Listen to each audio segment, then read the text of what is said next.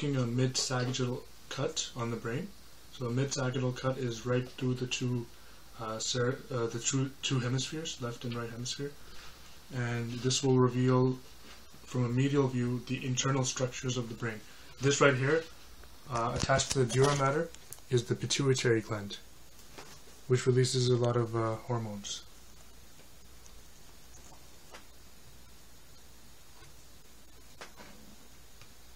Okay.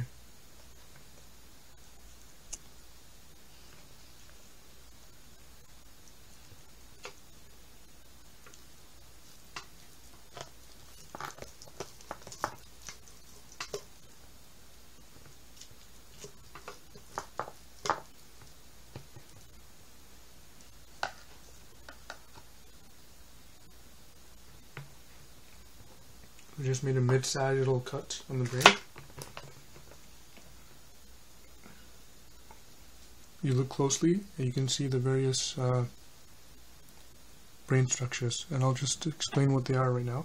I don't want to cut it fully because I don't want to remove the other parts right now, but I'll just give you a short introduction. So this right here is the corpus callosum. It connects the left and right hemispheres of the brain. This is the genu of the corpus callosum. This is called the splenium of the corpus callosum right here. This right here is the thalamus. Underneath it is the hypothalamus. And those are some of the generic structures of the brain that I can remember right now. This little section above the corpus callosum is called the cingulate gyrus.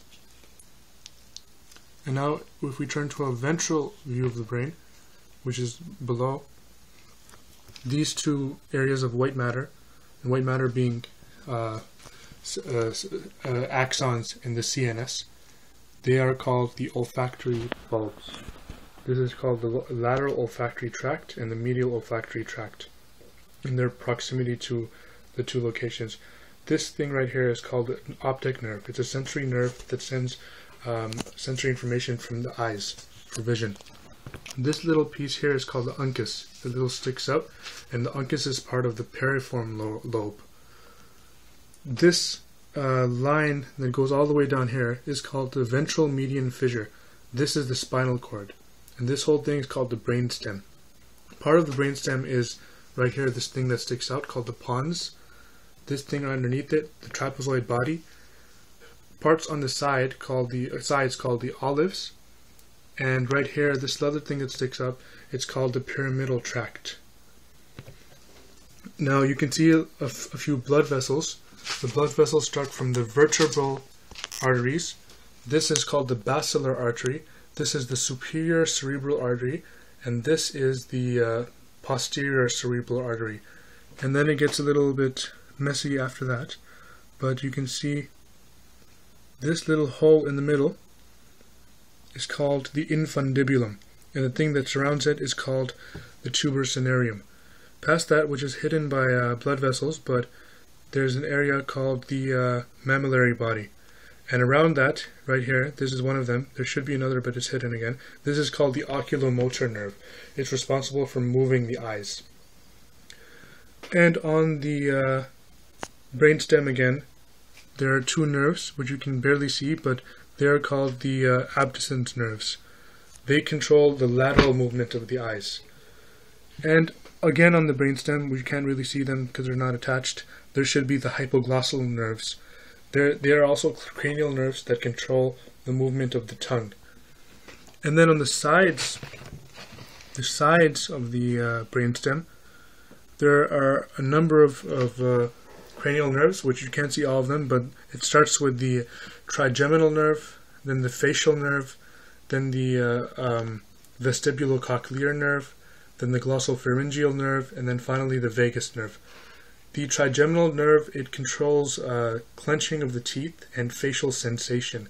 And the facial nerve, it controls facial movement, so moving of the face, as well as taste of the posterior tongue, and secretion of tears. And then the vestibulocochlear nerve, it controls balance sensation as well as hearing. And then the glossopharyngeal nerve, it controls the pharynx and the gag reflex, and also the taste of the anterior tongue, and also detects the carotid artery blood pressure. And then finally, the vagus nerve lowers the heart rate, senses the aortic heart rate, aorta being a part of the heart, and it also has a few other processes that we won't go into. And on the spinal cord, there are two nerves called the spinal accessory nerves. These control the movement of the head and the neck. So they allow you to move your shoulders up and down, and to move your head right and left. And the abducens nerve, as I just mentioned, which is on the anterior side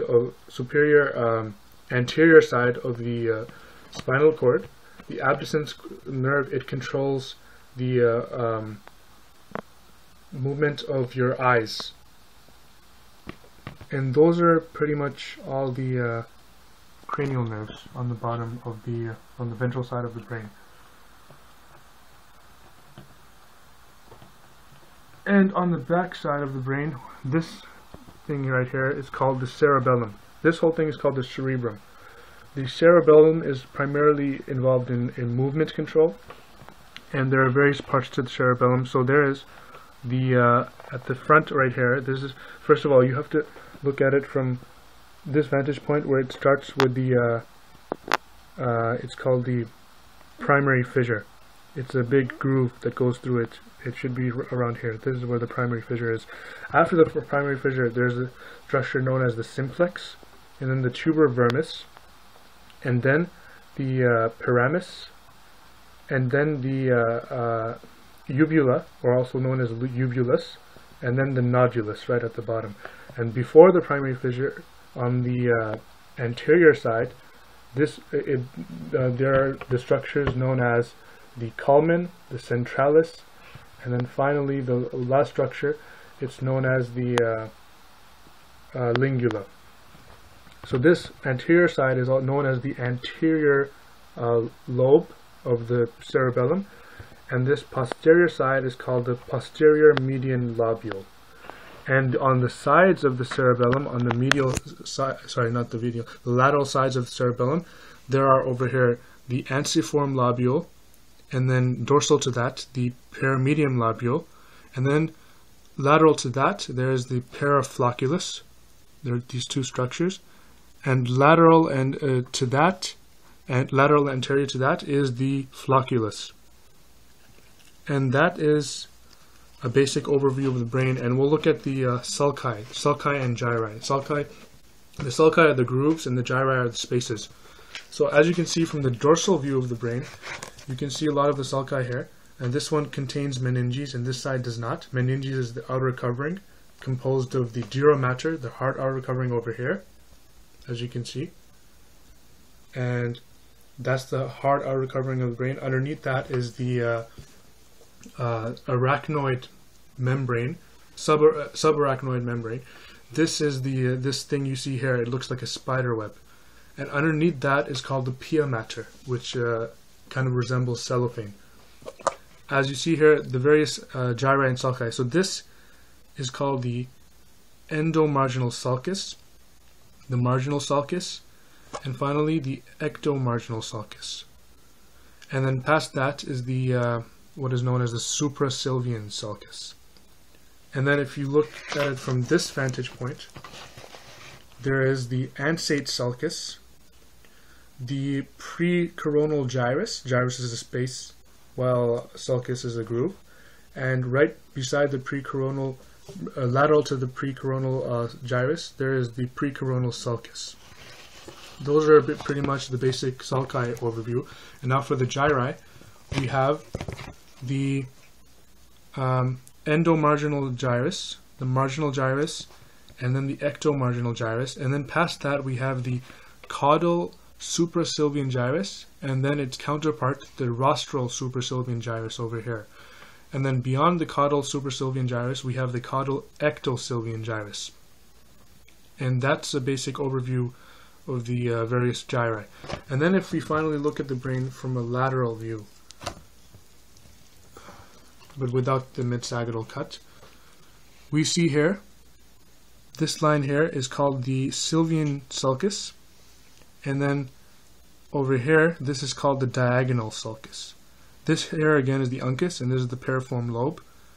This sulcus right here is called the, sorry, not this one. This one is called the presylvian sulcus, and the space between it is the presylvian gyrus. And this long line here is called the rhinal fissure. And then beneath that, of course, we know is the olfactory bulb. That's a basic overview of the brain.